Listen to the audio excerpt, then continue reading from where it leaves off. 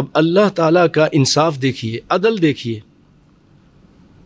وہاں جو کافر آدمی تھا جس کی بیوی مسلمان ہو کر آ گئی تو اس نے شادی جب کی تھی تو مہر بھی دیا تھا، تو اللہ فرماتا ہے وَآتُوهُمْ مَا أَنفَقُوا. اللہ اکبر. جو کچھ ان کافروں نے خرچ کیا ہے اس عورت پر، جو مہر دیا وہ اس کو ادا کرو. وَآتُوهُمْ مَا أَنفَقُوا. اور پھر مسلمانوں کو حکم دے رہا ہے جو مدینے میں مسلمان ہیں، وَلَا جُنَاحَ عَلَيْكُمْ أَن تَنكِحُوهُنَّ إِذَا آتَيْتُمُوهُنَّ أُجُورَهُنَّ. ان عورتوں کو ان کے مہر دے کر ان سے نکاح کر لینے میں تم پر کوئی گناہ نہیں ہے، کیونکہ اب ان کے لیے حلال نہیں ہے، کافروں کے لیے. اور ایک نوجوان عورت کا ایک معاشرے میں بغیر شادی کے رہنا بھی فتنے کا سبب بنتا ہے. تو اللہ تعالیٰ نے مردوں سے کہا، مسلمان مردوں سے یہاں پر، کہ اب یہ آ گئی ہیں تو ان کا مہر دے کر جائز طریقے سے تم لوگ ان عورتوں سے نکاح کر لو. وَلَا تُمْسِكُوا بِعِصَمِ الْكَوَافِرِ. کہ کافر عورتوں کی ناموس یعنی یہاں اس سے مراد عقد نکاح. وَلَا تُمْسِكُوا بِعِصَمِ الْكَوَافِرِ. کافر عورتوں کی ناموس کو اپنے قبضے میں نہ رکھو. عصمہ بعصا عصمتن کی جمع ہے، اور یہاں اس سے مراد عصمت نکاح ہے.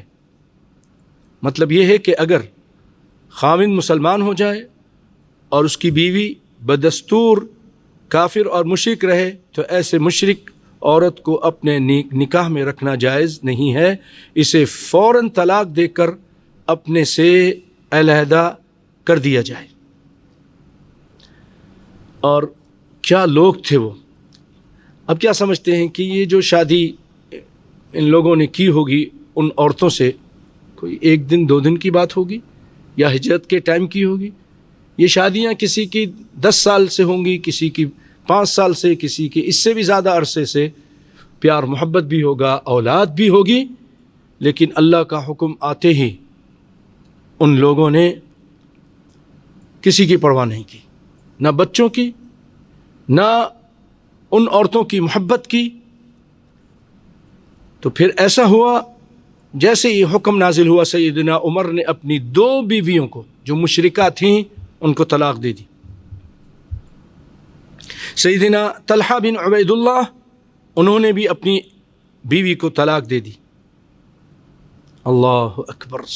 اندازہ کیجئے وہ لوگ کیسے مومن تھے، کس قدر اللہ کے فرمان پر عمل کرتے تھے اور فوراً عمل کرتے تھے.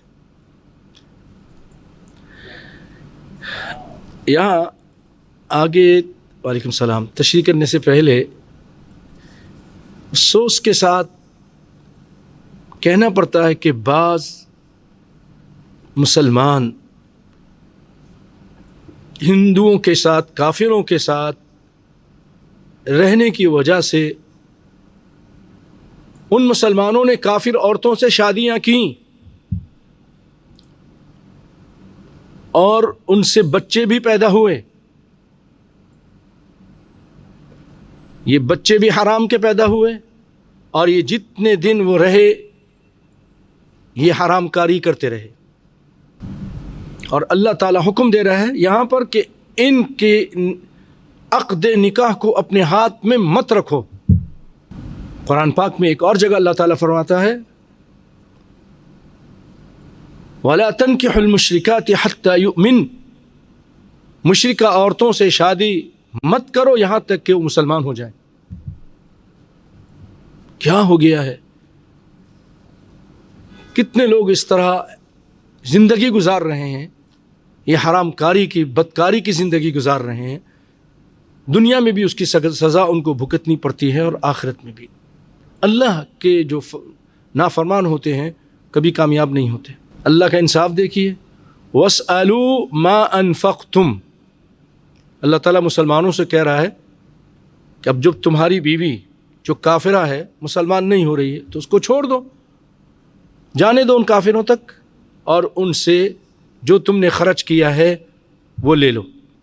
وَلْيَسْأَلُوا مَا أَنفَقُوا، اور ان کافروں کو چاہیے کہ وہ بھی مانگ لے جو انہوں نے خرچ کیا ہے اپنی بیوی پر، جس کی بیوی مسلمان ہو کر آ گئی ہے